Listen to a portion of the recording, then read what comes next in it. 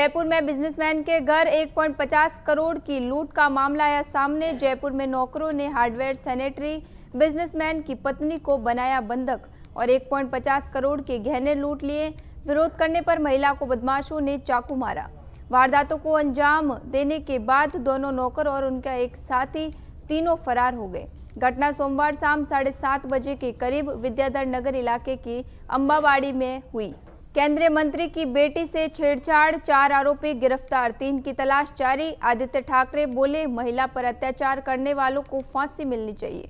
महाराष्ट्र के जलगांव में केंद्रीय मंत्री रक्षा खड़से की बेटी से छेड़छाड़ के मामले में पुलिस ने 4 आरोपियों को गिरफ्तार किया है, जबकि 3 अन्य की गिरफ्तारी की कोशिश जारी है। जलगांव के एसपी महेश्वर रेड्डी के अनुसार 2 मार्च को मुक्ताई नगर पुलिस स्टेशन में 7 लोगों के खिलाफ एफआईआर दर्ज की गई थी। इसमें से 4 आरोपियों को गिरफ्तार कर लिया गया है, जबकि 1 आरोपी नाबालिग है। राजस्थान में आज से सर्दी फिर बढ़ने का अलर्ट, तापमान 2 से 4 डिग्री तक गिरने की संभावना। 8 मार्च के बाद बढ़ेगी गर्मी। राजस्थान में आज से सर्दी बढ़ने का अनुमान है, क्योंकि उत्तरी भारत से आ रही ठंडी हवा दिल्ली, हरियाणा, पंजाब के साथ साथ राजस्थान के कई क्षेत्रों में प्रभाव डालने वाली है। इसी ठंडी हवा के कारण बीकानेर और जयपुर संभाग के जिलों में रात का तापमान 2 से 4 डिग्री सेल्सियस तक गिर सकता है। हालांकि 7 से 8 मार्च के बाद राजस्थान में फिर से तापमान बढ़ने की संभावना है और दिन में गर्मी में तेजी आएगी। जयपुर सीबीआई ने बजरी माफिया के खिलाफ जांच में बताया असमर्थन। राजस्थान हाईकोर्ट ने सीबीआई निदेशक को 17 मार्च को कोर्ट में व्यक्तिगत रूप से या फिर वीडियो कॉन्फ्रेंसिंग के जरिए पेश होने का आदेश दिया है।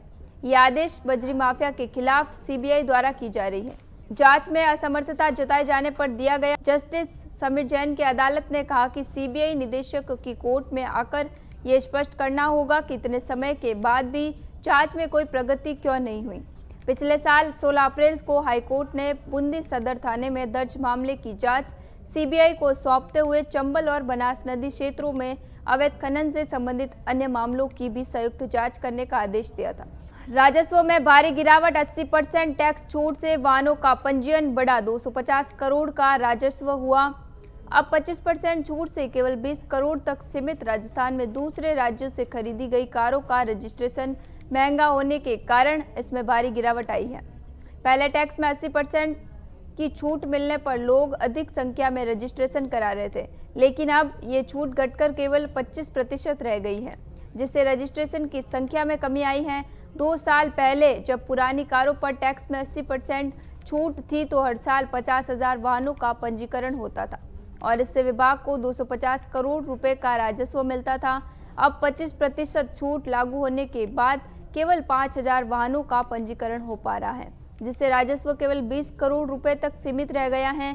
यदि विभाग टैक्स स्लैब को फिर से कम करता है तो इससे दूसरे राज्यों से खरीदी गई कारों के पंजीकरण में वृद्धि हो सकती है और विभाग के राजस्व में भी इजाफा हो सकता है। खबर टोंक से है, जहां नरेश मीणा की हाईकोर्ट में जमानत याचिका पर सुनवाई टली। एसडीएम को थप्पड़ मारने के मामले में कोर्ट में नंबर नहीं आया।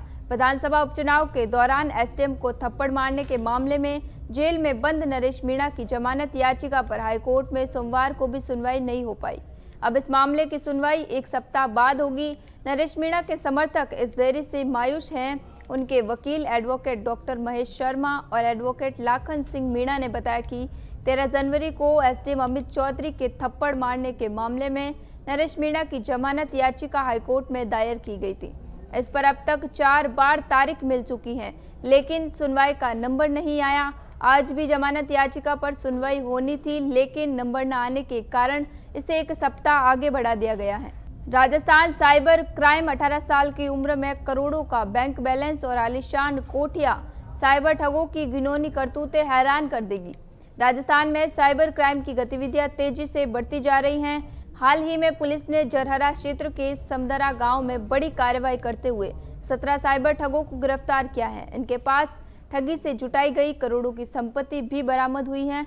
इन्होंने हजारों लोगों को अपनी ठगी का शिकार बनाया है।